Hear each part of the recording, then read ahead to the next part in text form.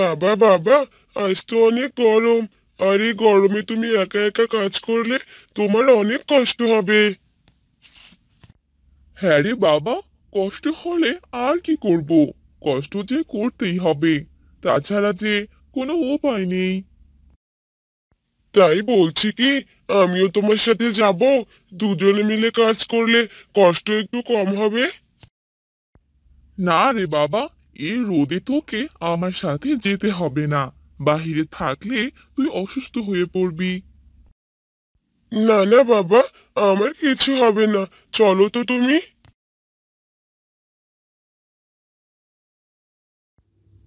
এরপর গণেশ তার ছেলেকে নিয়ে জমিতে যায়। গণেশ কোদাল দিয়ে মাটি খুঁড়তে থাকে। অন্যদিকে গণেশের ছেলে আগাছা পরিষ্কার করে। আচ্ছা বাবা, তুমি এবার জমিতে কি চাষ করবে? আমি তো ভাবছি তরমুজের চাষ করব। এবার তো অনেক গরম পড়েছে, আর আমরা যদি তরমুজ চাষ করে সেগুলো বিক্রি করি, তাহলে এই তরমুজ সবাই কিনবে। তাই তো বাবা, তোমার বুদ্ধি তো দারুণ। তাহলে এবার তরমুজের চাষটা ভালোভাবেই করতে হবে। হ্যাঁ রে বাবা। এরপর তারা বাবা ছেলে কাজ করতে থাকে আর সারাদিন কাজ করে সন্ধ্যার দিকে বাড়িতে আসে। পরদিন তরমুজের বীজ রোপণ করে দেয়। কয়েকদিন পর গণেশ তার জমি দেখতে যায় আর পথে রমেশের সাথে তার দেখা হয়। আরে দাদা, এবার জমিতে কি চাষ করলে শুনি? যে গরম পড়েছে, কি চাষ করব বুঝতেই পারছি না। আমি তো এবার তরমুজের চাষ করেছি। দেখি ফলাফল কেমন হয়। তা তো ভালোই করেছো। আমিও ভেবে দেখি কি চাষ করব। একথা বলে রমেশ সেখান থেকে চলে যায় আর গণেশ জমিতে এসে কাজ করতে থাকে। এভাবে কেটে যায় বেশ কিছুদিন। বাবা দেখো, তরমুজগুলো তো বড় হয়ে গেছে। এবার এগুলো বিক্রি করতে হবে। হ্যাঁ রে বাবা, আমিও সেটাই ভাবছিলাম। কাল সকালে এসে তরমুজ উঠিয়ে তুই আর আমি বাজারে নিয়ে যাব। ঠিক আছে বাবা। এরপর তারা বাড়িতে চলে আসে। পরদিন সকালে তারা সবগুলো তরমুজ উঠিয়ে নিয়ে বাজারে যায়। গণেশের ছেলে সবাইকে ডাকতে থাকে। তরমুজ নেবে? তরমুজ। আরে দাদা, এগুলো তরমুজ ভালো হবে তো? হ্যাঁ হ্যাঁ, একদম ভালো হবে। আপনি নিতে পারেন। তাহলে আমাকে একটা দিন। গণেশ সেই লোকটিকে একটি তরমুজ দিয়ে দেয়। গণেশ শুধু 4-5টা তরমুজ বিক্রি করে। আজকে তাহলে বাড়ি চলে যাই বাবা। কালকে সব তরমুজ আবার বিক্রি করব। তারপর তারা সেখান থেকে বাড়িতে চলে আসে।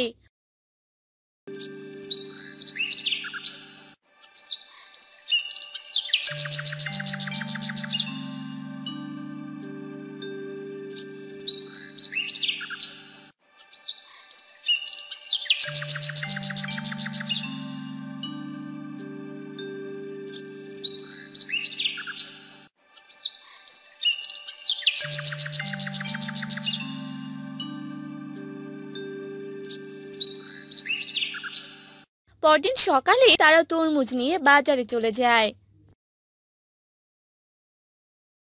আরে দাদা, কি সব তরমুজ বিক্রি করেন শুনি? একটুও ভালো লাগে না। আগে জানলে আপনার কাছে কখনোই তরমুজ কিনতাম না। আপনি এসব কি বলছেন দাদা? আমরা তো বাড়িতে তরমুজ খেয়ে দেখেছি।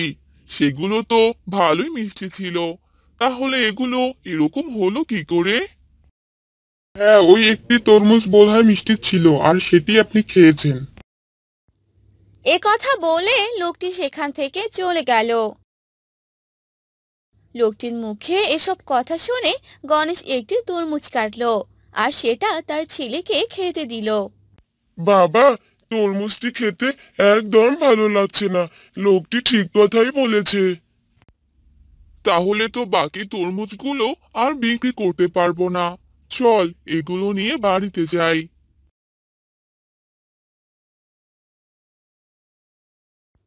তারা দুজন বাকি তরমুজগুলো নিয়ে বাড়িতে চলে এলো। সে কি গো, সবগুলো তরমুজ আবার নিয়ে এলে যে? বিক্রি করতে কি পারোনি নাকি? না গো, এগুলো তরমুজ আর বিক্রি করতে পারবো না। নষ্ট হয়ে গেছে নাকি? নষ্ট হয়নি, তবে খেতে ভালো নয়, তাই কেউ কিনছে না। এবার বুঝি লস হয়ে যাবে আমাদের। তুমি চিন্তা করো না গো, সব কিছু ঠিক হয়ে যাবে। তোমাদের আমি খেতে দিচ্ছি, তোমরা খেয়ে নাও। না গো গিন্নি, এখন আর কিছু খেতেই ভালো লাগছে না। কি যে করব ভেবেই পাচ্ছি না। এ কথা বলে গণেশ ঘরে চলে গেল। গণেশকে এভাবে চিন্তায় থাকতে দেখে গণেশের বউয়ের মাথায় একটা বুদ্ধি চলে এলো।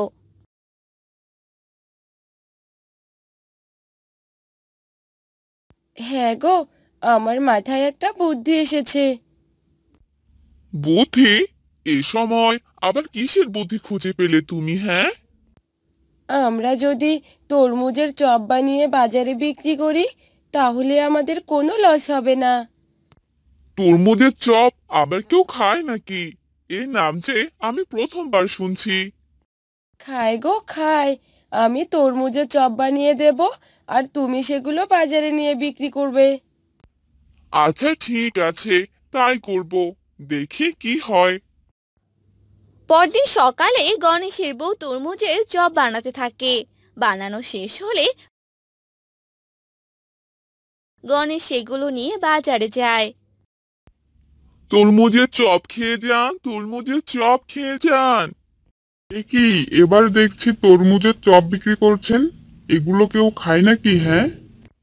আরে দাদা, একবার খেয়ে তো দেখুন, ভালো না লাগলে টাকা দিতে হবে না। আচ্ছা দাও তাহলে একটা খেয়ে দেখি। এরপর গণেশ সে লোকটিকে তরমুজের চপ দিতে থাকে। লোকটি খেতে খেতে চারটা খেয়ে ফেলে। আরে দাদা, আরো কি দেবো নাকি? আরে বাহ, এই খাবারটি খেতে তো দারুণ। তরমুজের চপ খেয়ে খুব ভালো লাগলো। এই নিন দাদা আপনার টাকা। এভাবে এক এক করে সেখানে সবাই আসতে লাগলো আর তরমুজের চপ খেতে লাগলো। দেখতে দেখতে সবগুলো তরমুজের চপ শেষ হয়ে গেল। আরে বাহ, বউয়ের মাথায় তো বুদ্ধি আছে। এই যে সবগুলো তরমুজ শেষ হয়ে গেল, আমার আর কোনো লস হলো না। লাভের লাভ শুধু। তরমুজের চপ বিক্রি করে গণেশ অনেক টাকা পেল। তারপর বাড়িতে চলে গেল। এরপর থেকে সুখে শান্তিতে জীবন কাটাতে লাগলো।